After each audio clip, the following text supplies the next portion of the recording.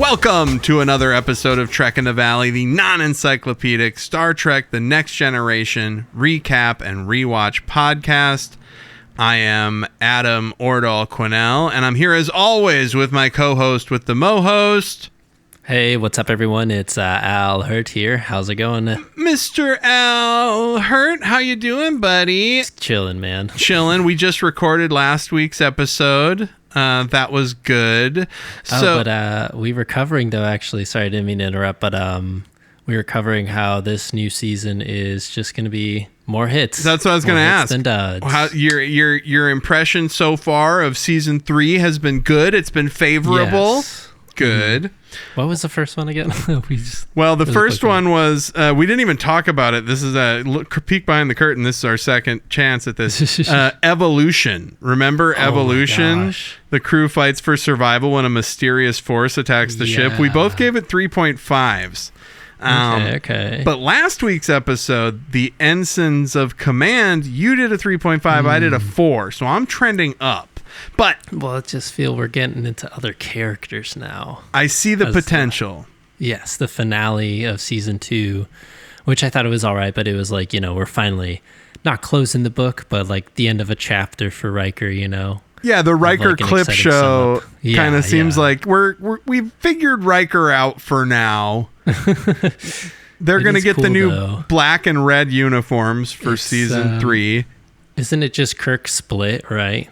Picard and Riker. That's what they say. Riker's like the rambunctious side of Kirk, and then Picard's like the negotiation side. I mean, Kirk, I think that's kind of reductive. Loaded, right? I feel like reductive. That's kind of reductive to reduce Picard and Riker down to two halves. I think they're both on their own as much of a compelling character. Of course, at this point, they're completely separate people. But I feel like at first they were like trying to think of, how can we show a different side of this? And lean into those poles. Those tropes. I get it. Yeah. But it's also sense. Too, they eventually, moved away from that trope and like figured out other captains, and then eventually, Captain Janeway too. Yeah. And as you mentioned when we were just talking off, unintentionally off mic earlier, we've got some good Troy involvement in the last couple episodes, so we definitely are going to see more from her. We've had O'Brien in the mix more than usual.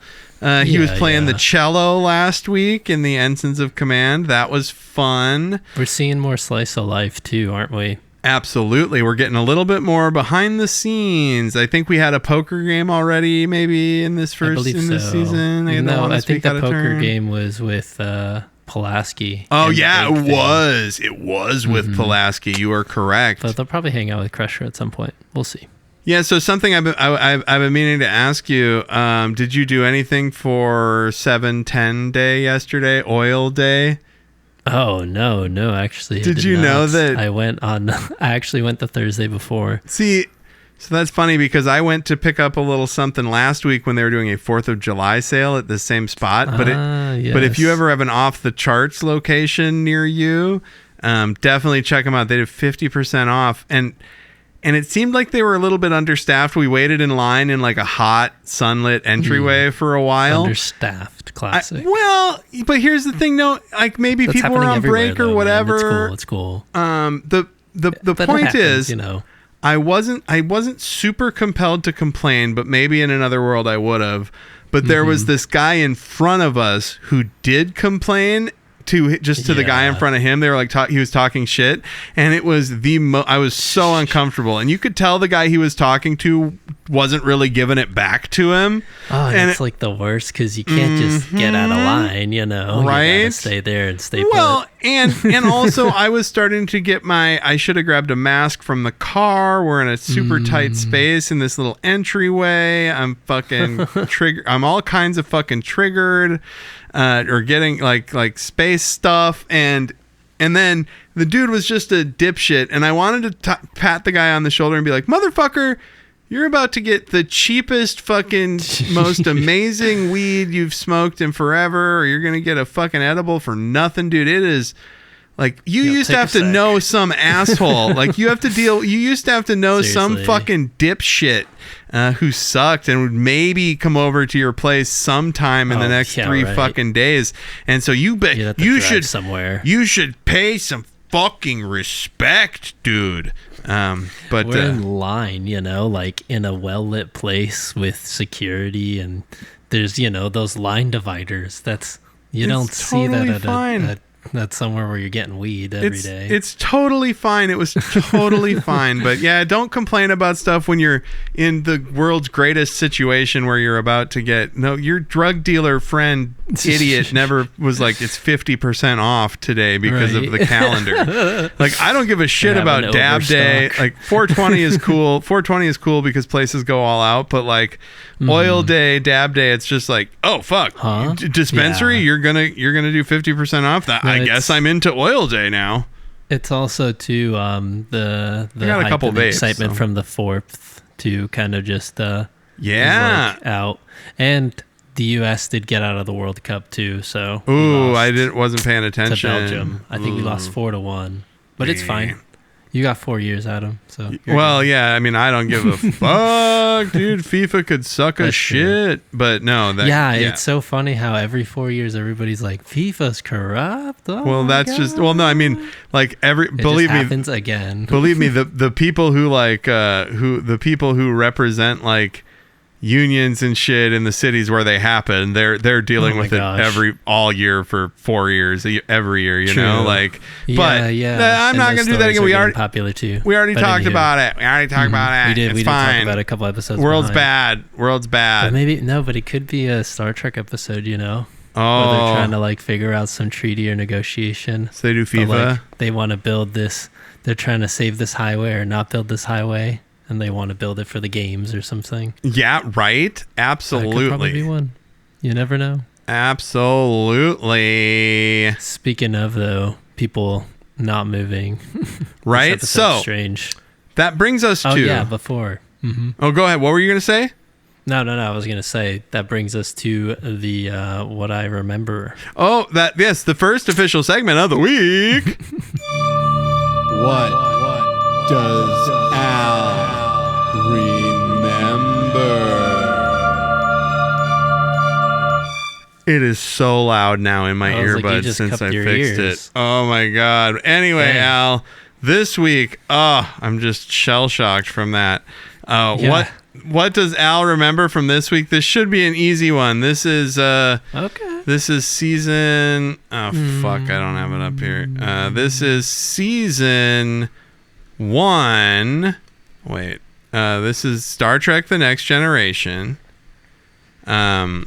Season, what the fuck, dude? Okay, so it's Next Gen. Is it season 1? Season 2? I'm trying to find it. Where'd it go? It's Data Lore. What do you remember about the episode Data Lore? Was this like the literal iteration about Data's history or something and someone wanting to steal it? And he met his grandfather or some shit. So you are really kicking around the right kind of places. So it is Data lore in the sense that you learn about Data's past, but you learn about it via a character named Data. No, Lore. Remember, Lore. They find Data's brother. Oh, what? Yeah. Yeah, they find Data's brother, and they find him in pieces. Oh. And then Data reassembles him. And it's season 1, episode 13, and I'm not a dumbass. I had it right here. Data Lore. Data Lore. Interesting. Yes, oh, that's right, because I was trying to say, like, oh, this is like the time Data tried to have a daughter. Yeah, there's also that. Like a really weird episode about that. This isn't that, though. This is a different episode. This is where they find Data's brother deconstructed in a compartment because they find Dr. Soong. They find a hidden workshop of Dr. Soong, and then Data reassembles himself And they do discover a lab. They discover where Dr. Noonien Sug, formerly prominent but now disgraced designer, built Data, but he's not there.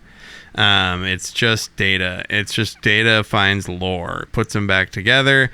And there's also a crystalline entity that was responsible for the colony's demise.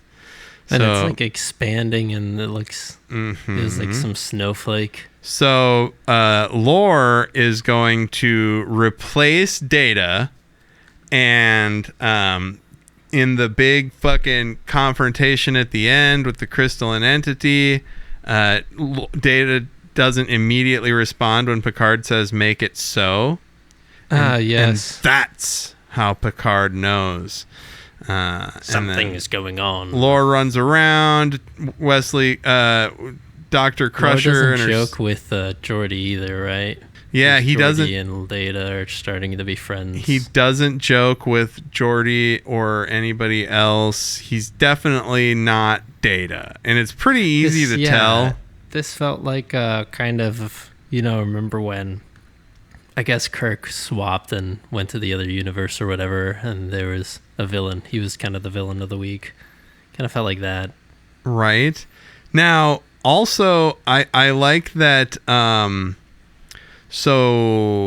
Natasha Yar was still there. Natasha Yar was still there, and the evil twin story was actually suggested by Brent Spiner. And it was going to develop to include the creation of Data by an alien race. It was dropped to introduce Dr. Noonien Sung. That sounds like Khan Noonien Singh.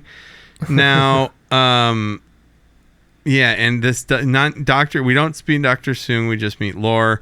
But yes, at the end they out Lore as Data, and that's what Al and Wikipedia remembered. So not great on Data Lore, Al. I don't give you scores or rankings or anything like that. I didn't remember much about it. One of the first iterations. I did like the grandfather one more, though. Where he actually meets Dr. Sung? Yeah. No, it's Dr. Sung's mentor. Oh, that's right. See, so and I didn't... Technically, we should switch it and do what does Adam remember, and you can quiz my ass. It's fun. Yeah, it is fun to pick a random episode. No, it's nice to remember them, especially if they're bangers too. Well, and Data Lore is a good one. There's a lot of they should know that's not Data, but they don't. Yeah. But it's creepy too to see Data's capabilities and able to just take over everything. You can see how a Data motivated by nefarious fucking intent would be quite the adversary. It's basically his Moriarty. It's like if Sherlock Holmes's Moriarty was a clone of Sherlock Holmes. Yeah. Let me pause for just a second. I think we did a pretty good job re-recording that first part of that episode. We probably shouldn't admit it to the audience, but Adam is a high dumbass and did only hit record on 2 of the things he has to hit fucking record on to do this thing.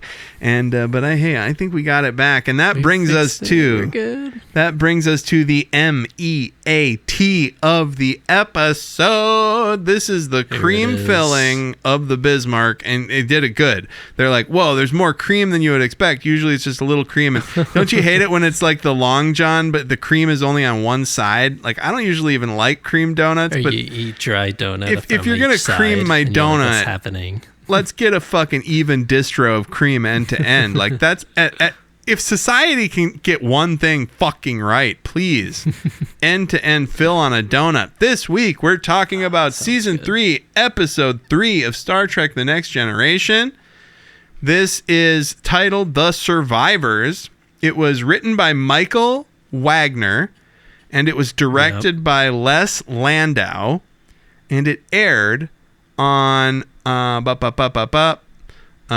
it aired on October 9th, 1989. And the synopsis from Paramount Plus is: the crew travels to Rana 4, a remote colony where just 2 of its 11,000 inhabitants have miraculously survived a devastating attack. Now, yes, for the first couple seasons of this podcast, what does Al remember? I just asked you what you remembered about last week's episode, and the bit was, oh, we're such dummies, neither of us can really fucking, even though we just talked about it, we don't know. But that got old, and so now I'm mixing it up. But last week's episode was like about a colony that was in trouble. This is what I actually liked about this one, though. This is kind of the shtick done right. You had better put your money where your mouth is once we're fucking throwing down we're going to do 1 out of 5 music boxes. The tropes. creepy. Yeah, this feels like trope. Oh, there is another trope. Yeah, that trope's awful too. The music box. I mean, it's not awful. I think it's creepy and fucking cool. It is creepy, but no. And then speaking of the trope that you were going to bring up was that once again, a member of the Starship Enterprise has to explain to people to get off said planet, otherwise they'll face destruction. But it's such a different-y kind of take on it, because and then it's a cool twist at the end. Yeah, so they're responding to a distress call. They've been zipping around out there, quite frankly. Before I lose this thought, though, just before we get into it, go for it, Al. That's what the podcast is.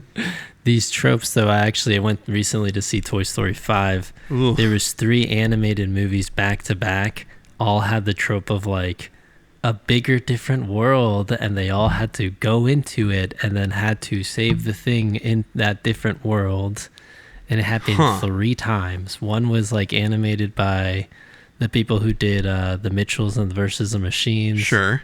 One was a DreamWorks movie. Sure. And then the other one was Warner Brothers, and it was Cat in the Hat. Okay. And each one of them had something to do with like going to a different world and like seeing a bigger thing. And I'm like, this is hard to watch back to back. Boo. Yeah. Boo. So you would see Toy Story 5. I liked it. I didn't think it was that bad. I think probably what I'm gonna do instead is I'm just gonna staple my forehead like a hardcore wrestler, because I would rather do that than go to a theater to watch Toy Story 5. But I may end up watching it on the Plex. The trailers. Yeah. Watch it from the comfort of your home. Well, I don't think I saw Toy Story 4. The last one I saw was the one with Forky. When was that's 3. Yeah, so I didn't see 4. I don't think.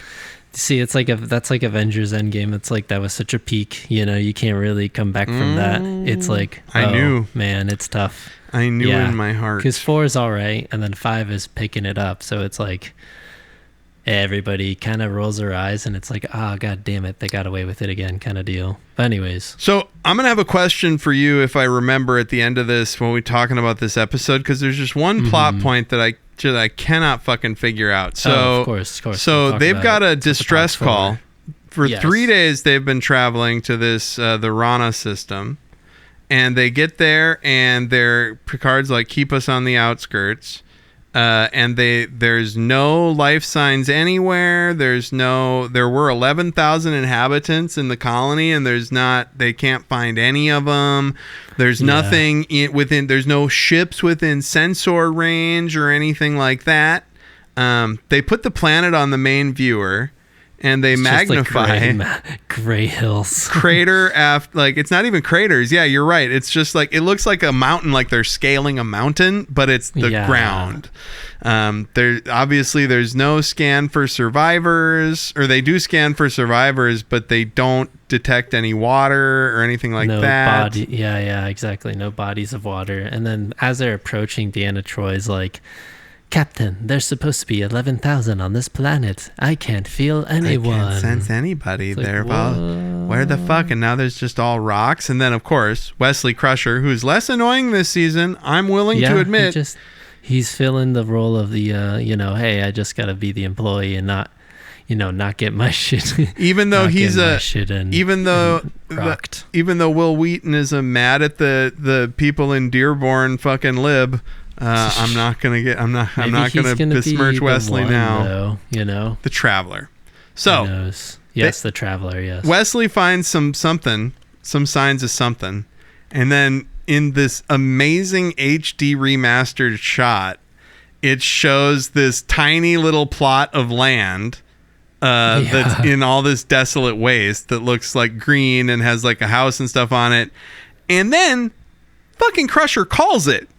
She just calls it. She says, well, it's got to be some kind of illusion. And that's it. That's the whole episode. 2 minutes and 25 seconds in, call it. Beverly Crusher, as usual, fucking stepping out, knocking it out of the park. And it's funny that she mentions that too, because that's what I was just going to say. It kind of seems like a whole, what's that movie called? Where Jim Carrey, his whole life is just like on TV. Yes. Oh, like Truman Show. Truman Show. Yeah, it's like a Truman Show kind of effect. It did have kind of Truman Showy vibes. Bubble effect, you know? Yeah. So, what's the other one? Bridgerton Wives or something? I have no fucking idea, dude. Bridgerton Wives. Stepford Wives. Stepford Wives. Yeah, those are robots, I thought. Or are they drugged? Right. They end up being robots. I think they were robots. Drugged robots. Robots on drugs. Something like that. So, watch that again. Shit's crazy. So Troy and Crusher and Picard are going to so they're on their way to the transporter room, and Crusher is like, look, if they survived a nuclear holocaust, they're going to be in pretty fucking bad shape. And and Troy is like, if they're humans, I'm sensing something else. It's weird. She's like, her sensors are off. And also she's wearing this fucking awesome turquoise dress for some reason. Like, did they think they were going to meet royalty or something? What the fuck? Mm-hmm. Picard doesn't beam down. They send a crew of Geordi, Crusher, Riker, Worf, and Data. And they beam down to this very awesomely designed matte painting that they fit around, like they wedge the set in there or whatever. However they do that matching. But look at the little miniatures. Building. It looks like little miniature versions of them. Yeah, their house does kind of look very like modern office building-y. Now, I love that they're like, Geordi, what do you see? Because he's got the sensor eyes, right? Yeah, exactly. Yeah, it's like an RPG. Like, any barriers or any, fucking electroshocks or any like frequency disruptions. Yeah, no EMPs that are going to knock out our communications. But I guess Riker gets caught, right? Oh, yeah. Well, first off, Worf says, I've scanned everything. There's a low yield phaser. Riker says, stay here. I'm just going to do the old-fashioned way and knock on the door.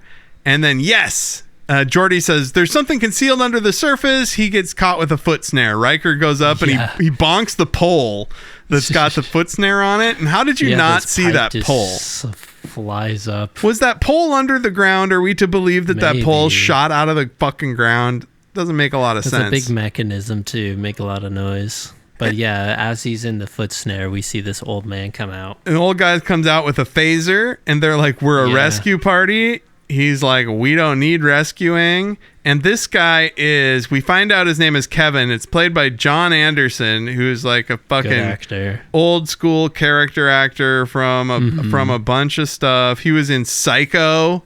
He was in the original Psycho. He was in 8 Men Out, the original 8 Men Out. Quantum Leap, Bed of Lies, MacGyver, Perfect Strangers. That's what I recognize him from. He's Grandpa Buzz Appleton, who was senile, and it was like a learning about dealing with your grandparents getting old kind of episode. Wow. So interesting. This is where we meet Raishan Uxbridge and her husband Kevin Uxbridge. And Raishan Uxbridge is also played by a fucking character actor that was in everything, including but not limited to Mrs. Doubtfire and the American President. That's right. She's in Liar too. Yep. Now, so they're explaining that they live here. Everybody was killed, and that's it. Nothing to see here. Nothing to see here. Yep. Yeah, we're old. Data knows everything about them because he memorized the colonist manifest on their way there. They're just like freaked out at the android thing. I like how her name is Raishan, like because she's from outer space. She's from like an Earth colony, outer space. But they're both from Earth or whatever. Her name's Raishan and his name is Kevin. It just feels like she's got like a sci-fi space name and his name is Kevin. Yeah. And Riker wants to look in the house. Kevin is not really into it. Raishan says, hey, you got to have some fucking hospitality, man. And he says, we're all that survived the attack. Riker says, is that a bizarre... This is great. because Picard has the same idea. Riker says, is it a coincidence that you survived, or was it by design? And he's like, are you saying that we fucking did something to be kept alive, like we collaborated? And Riker's like, no, I'm just saying I don't fucking understand why you were spared when 11,000 people were killed. That's like what I'm here to figure out. They got a nice couch. Also, this living room is enormous.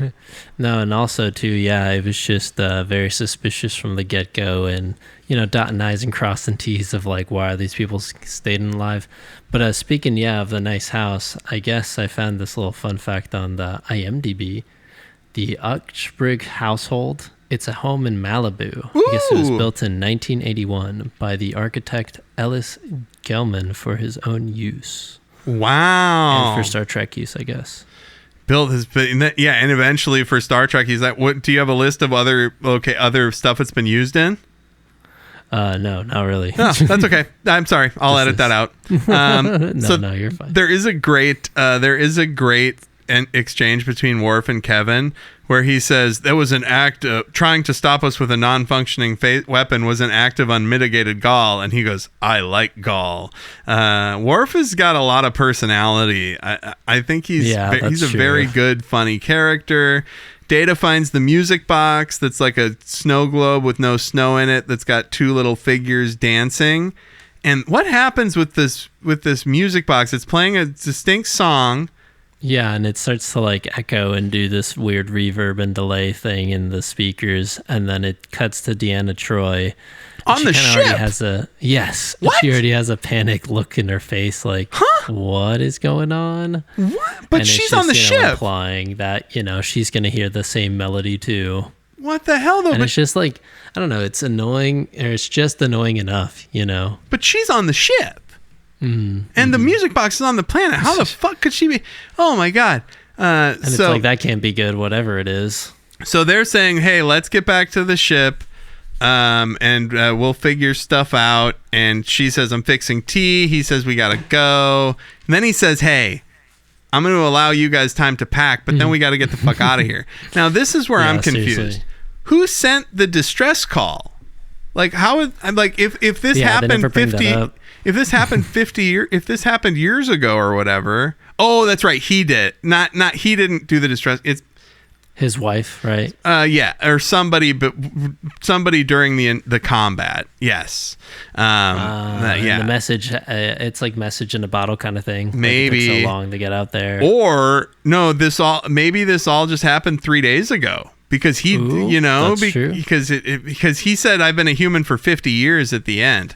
But he's reluctant to go anywhere. And she's like, I mean, maybe we should think about it, but now Riker's like, look, we can't make you leave, but here's some options. And then he goes, you know how to use this, right? And Kevin's like, yeah, it's a phone. It's a telecommunicator. Like, I know. And he's like, just give us a ring. If you change your mind, we're going to be in the system for 3 days. We're going to be in the system for a few days. And immediately it cuts to Picard saying, are they collaborators? Did they perhaps provide assistance or abetted the total destruction of Rana 4 in order to protect their own lives? And it's like, what could two botanists in their 80s that could possibly aid whoever attacked the planet? Like, and that's what I love too, is that he immediately has a senior staff meeting. Of course. Well, and they're all just discussing like, what is their value and what did they bring? And Riker's like, they don't even have that much power left, let alone their water's contaminated. They don't really gain anything out of this. They're not going to last more than their stuff's not going to last more than 5 years. And the whole time Deanna Troi seems uncomfortable, as though she's hearing some sort of mysterious music. And she gets up in distress and says, I'd like to go back to my quarters. And I guess they do go check in on her eventually. But but it's funny that here's what Worf and Picard have a little Aaron Sorkin walk and talk in the hallway. And he says, Captain, a search of the Ranian system has determined that the hostile force that attacked the planet is no longer present. And Picard's like, are you sure? And he's like, of course I'm sure. And he's like, hey, I remember a Starfleet admiral saying the same thing about some renegade Andorians. And Worf's like, but no, I would stake my fucking reputation on it. We're not going to see another goddamn spaceship. Cut to Troi writhing in bed in the dark, telling herself not to listen to the fucking mysterious music. It's kind of hard, though, not to, especially with the telepath well, yeah, shit's in her brain. It's not her ears. Right. Like Exactly. they explain that later. And then fucking Picard comes in and he goes, "Hey, is everything fine?" And she's like, "There's nothing wrong." And it's like, just tell him, you're the fucking counselor. And it's a classic cheese too, where Picard's like, "I may not be a counselor, but I can tell when somebody's having a bad day." I may not like, be able "Thanks, to Picard." read minds, but I can tell when you're shitting bricks. And so Yeah, but she looks like she's in distress, clearly. and she explains what's going on. It's a melody that doesn't stop. It started when the away team was away. She was thinking of Raishan and Kevin, and then she can't explain it.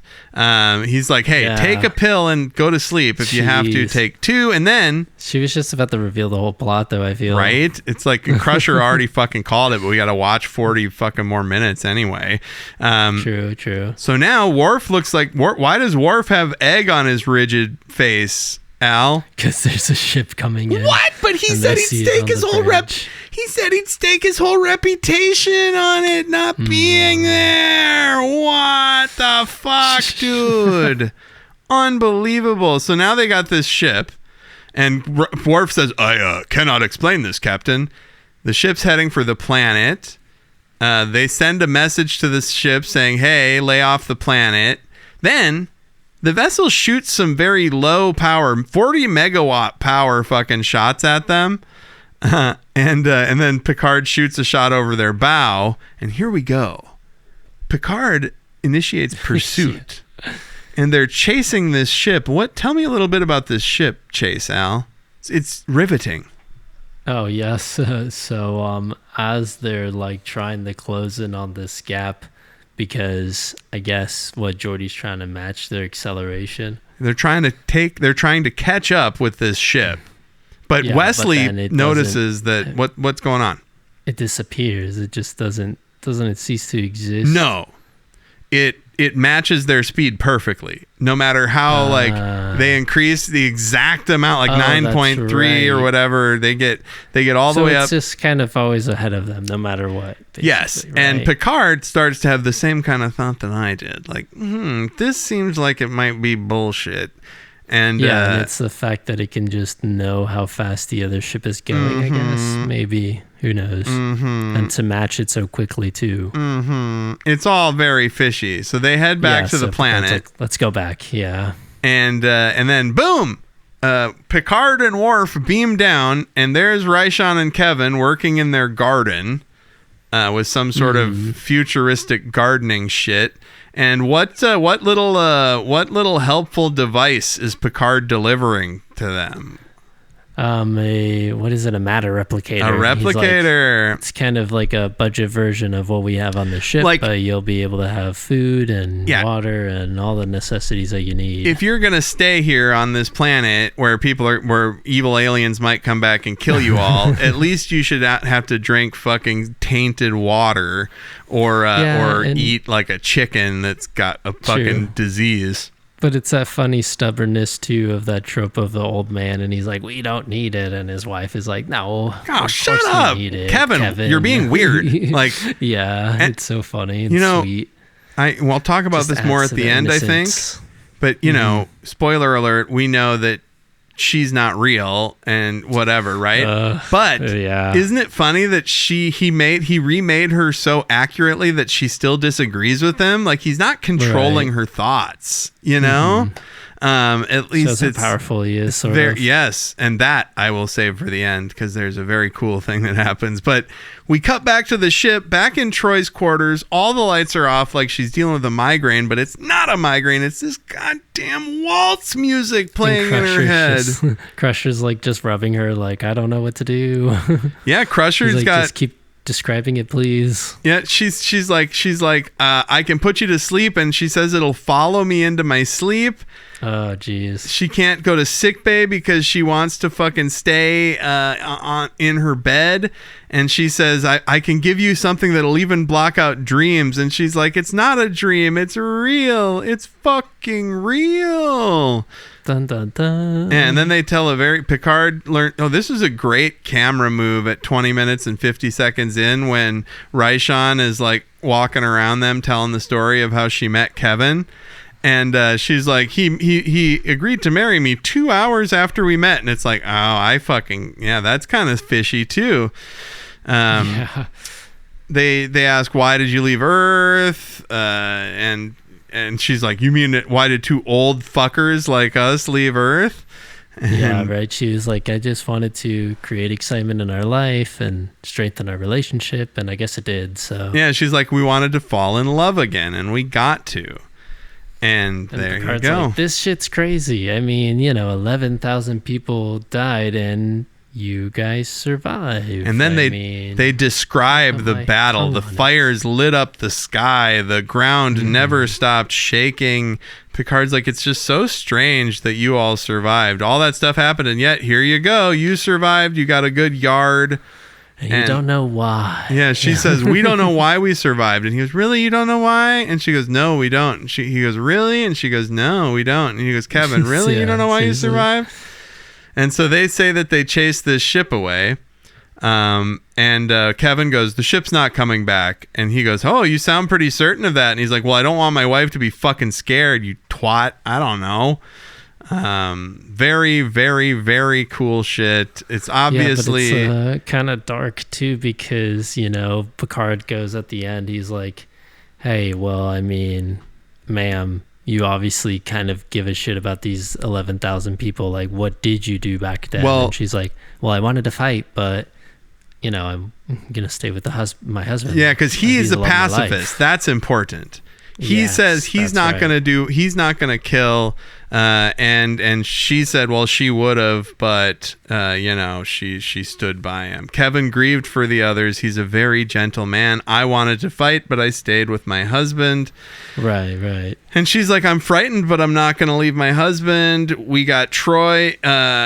They're going to induce a small coma. They're going to induce a small coma. Oh, yeah. A little baby coma. It's funny, though, how in the last episode, Data's struggling to convince 15,000 people, and Picard is post-save, trying to save 2 people here. Right, and one of them just has got some weird shit going on.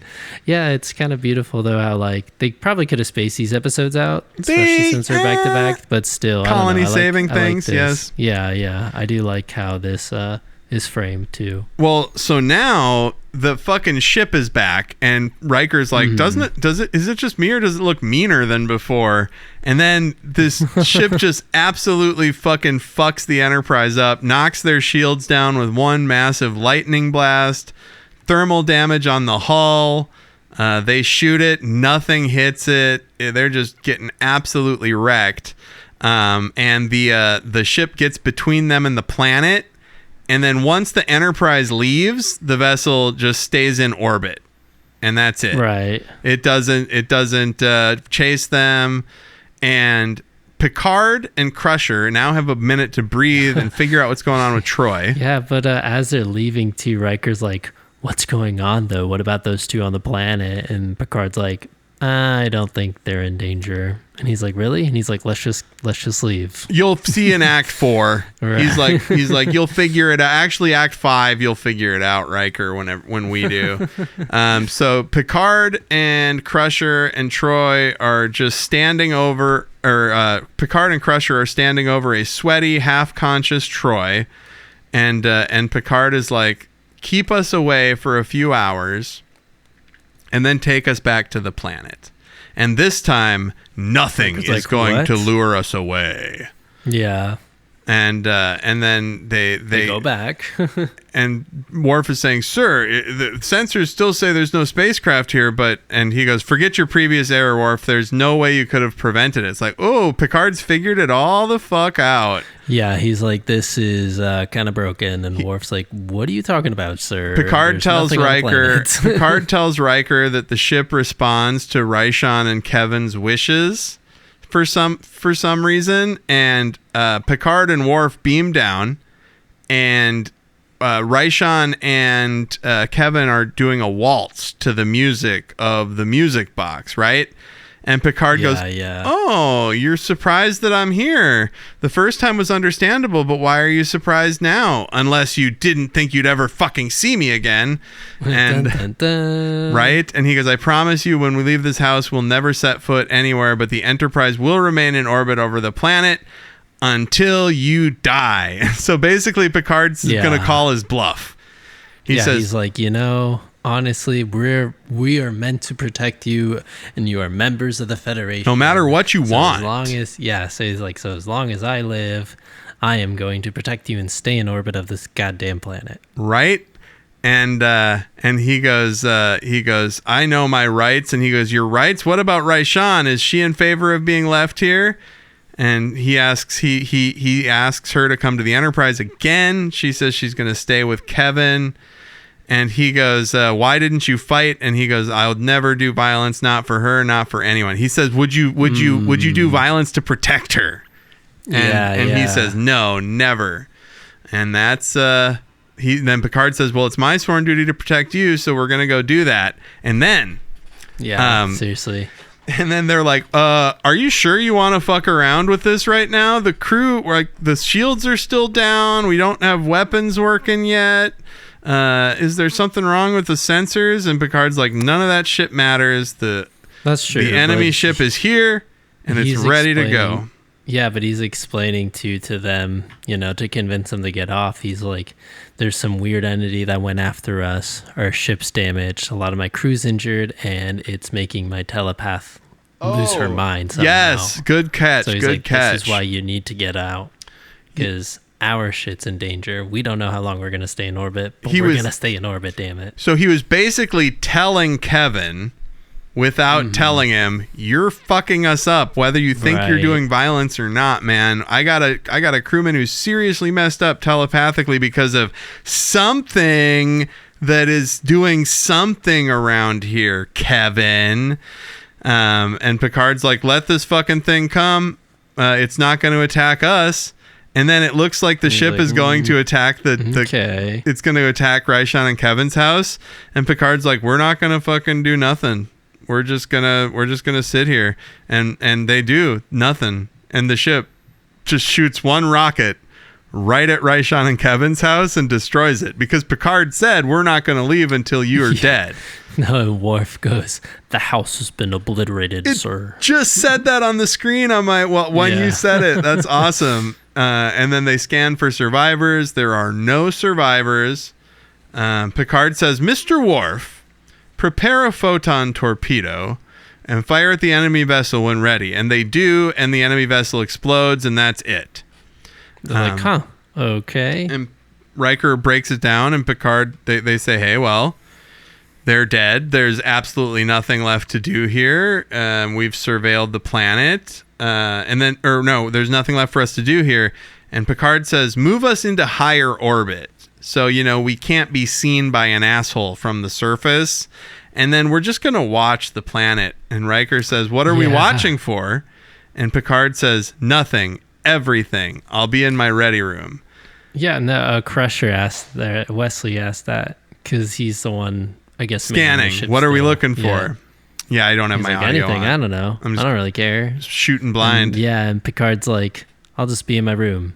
And Riker's like, "Huh, okay, Captain." Yeah. And it's just kind of like this time, instead of Worf saying, "I would put my reputation on it," it's the entire ship being like, "We'll put our reputations on this. Like, we definitely saw someone die." Right? And then Picard and Riker have their conversation about assumptions and what they know to be true. And then it cuts to the bridge, and Worf says, "Why are we monitoring a planet that is already dead?" And then Geordi picks up something and gets Picard and Riker down to the bridge. And there you go. 2 life forms inside the house. The fucking house is back. And it just popped right back up, like it respawned. And Picard says, "Fuck it, beam them up." And that's like, I love that. And Riker's like, "Aren't we taking away their autonomy?" And he's like, "Fuck their autonomy." He's like, "Let them complain." He's like, "Aren't they going to complain?" And he goes, "Let them. I don't give a shit." Yeah. He's like, "Sorry if I interrupted your waltz, but what happened?" And Picard just lays it out and says, I want you to stop Troy's suffering. And he's like, something's going on with my telepath. The jig is up. Raishan says, wait, what do you, we don't know anything about that. And he goes, Kevin does. And then he asks her, he's like, why did you survive when nobody else did? What the fuck is going on? Yeah, the gimmick though is that, I mean, I guess Picard eloquently says it, but he's like, this feels real to the touch, but it's not really real, especially when it can be like created and destroyed on a whim. This is strange. He says, you're not real. But those 11,000 people who are dead are. And he says, Kevin, we need to figure that out. He says, Kevin, tell us what really happened. And Raishan's like, what's he talking about, Kevin?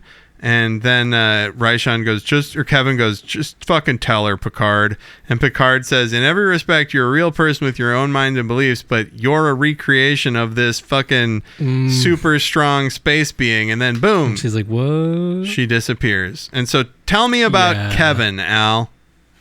So I guess Kevin is like this super being or something. Like a Q-like. That, like, had created. Yeah. He's a Q-like. I feel like, he is a Q. But it's kind of like beyond Q, whereas Q, I mean, I guess Q kind of, it's the same shit. Doesn't really exactly spell out his spells, but same shit. Still, it is the same shit.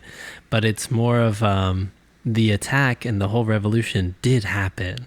That did actually exist.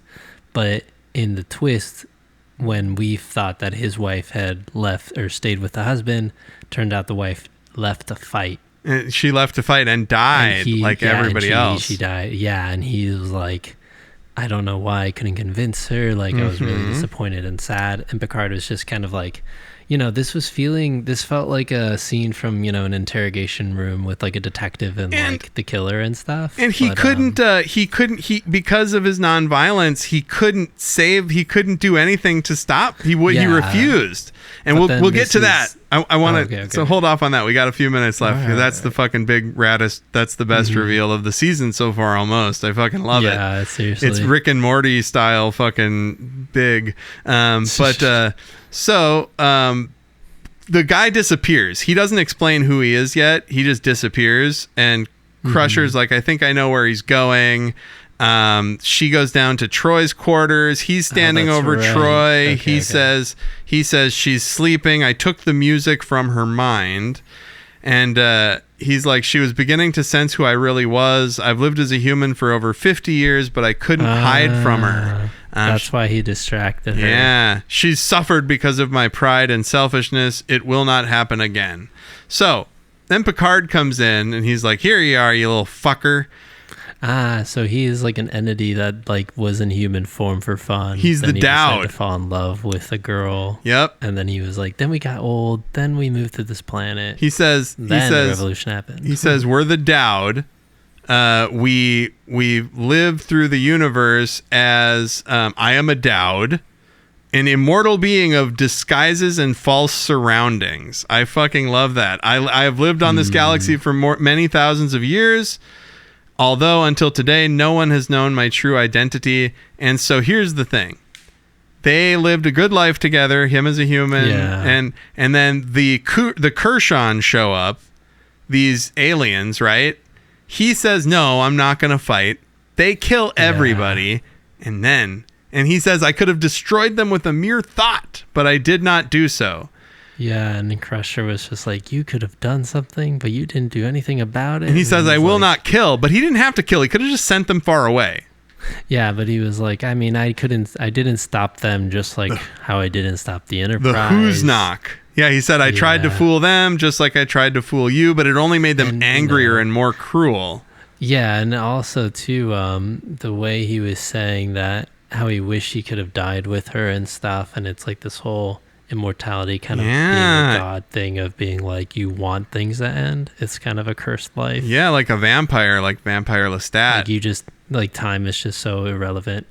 But anyways, this is the fucking real shit here. Yeah, this shit's crazy. Picard's like, you were left alone, and he says yes, and then he says, I saw her broken body, and then he says, I went crazy, and he says, my hatred exploded, and in an instant of grief, I destroyed the Husnock. And Crusher is like, why did you hide all this from us? Was it out of guilt for not helping Raishan and the others when they were alive? And he goes, no. You don't understand the scope of my crime. I didn't kill those Husnock, like 1 or 100 or 1,000. I killed every Husnock that exists anywhere in the universe. So it's like he committed like a genocide, ultra genocide, snap. all Husnock, 50 billion people everywhere. And he says, are 11,000 people worth 50 billion?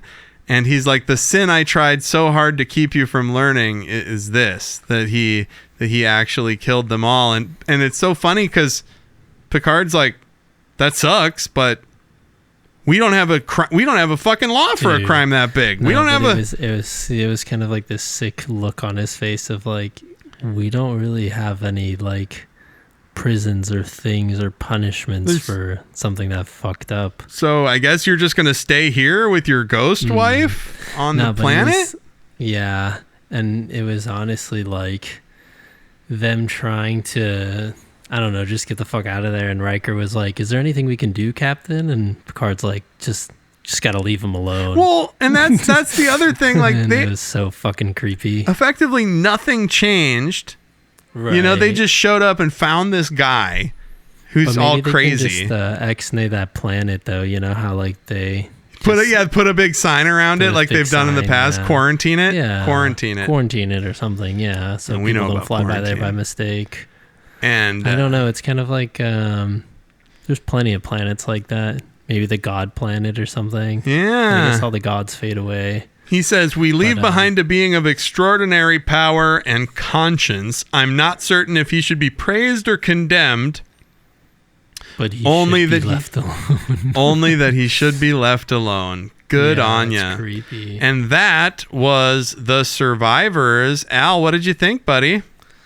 This one was like a lot more solid, I felt, compared it a lot. to the Data episode. Yeah, whereas like the Data episode felt a little side quest adventure-y and, you know, a little silly, but this one had a little more gravitas. But it was funny too that Picard was like, I'm a captain, damn it, and I'm part of the Federation, and it's my job to protect you, and I'm gonna stay here. Like, I don't care if you want to die. I'll watch you die, damn it. Like, but he was calling their bluff. It was very well put. And then like watching it twice too is kind of magical too, because like you can see the little bits and pieces here and there. Well, of people being like, huh, that is weird. You can see when Picard gets it. And I like how he doesn't tip his hand, because he doesn't want to tell the other people on the crew because he's not sure yet. He's like, I think that we're dealing with a Q like who's fucking tricking us or something. Seems to have the ship up to do whatever right when it needs it to. I think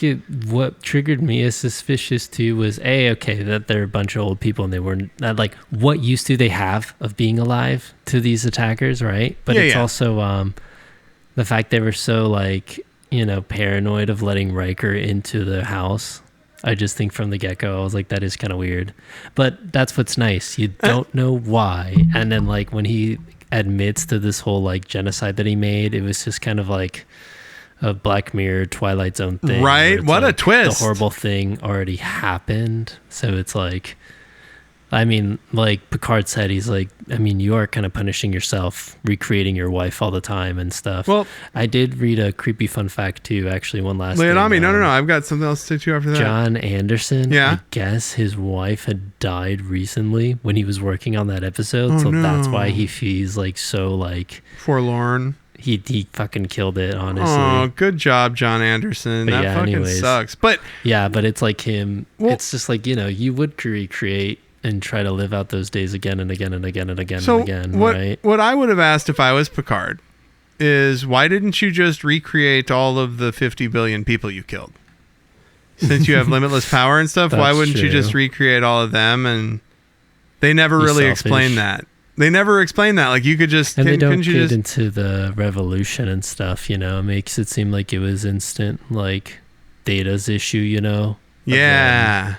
Getting instantly pulverized. Well, I think that is kind of what happened to the people who fought back. The idea. It is sort of a what if of the previous episode. Like, what if they actually showed up?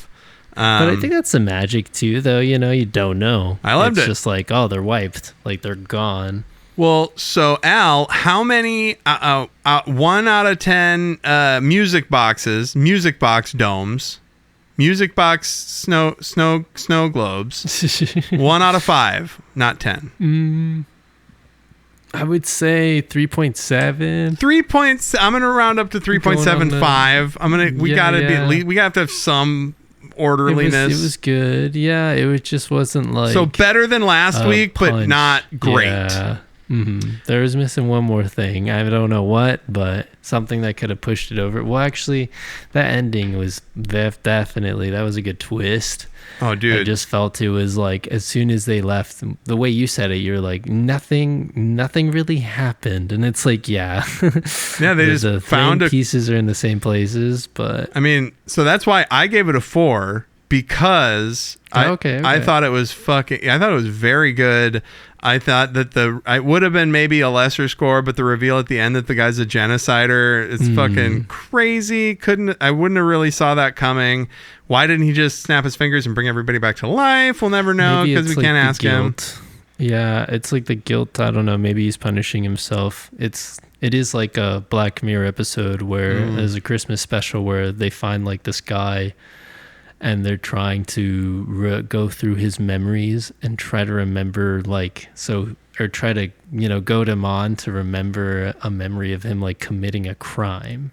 Oh. And it's like the guy was so messed up that like he just refused to speak like in person. So they use his computer chip and like put it in his head and like try to get in his mind. Whoa. It's really weird. Don't do that to me ever. I do not consent. But, it's like how they eventually break, right? And it's like, oh, this is my terrible secret I didn't want you to find out. Yeah. All right. So that's our take on The Survivors.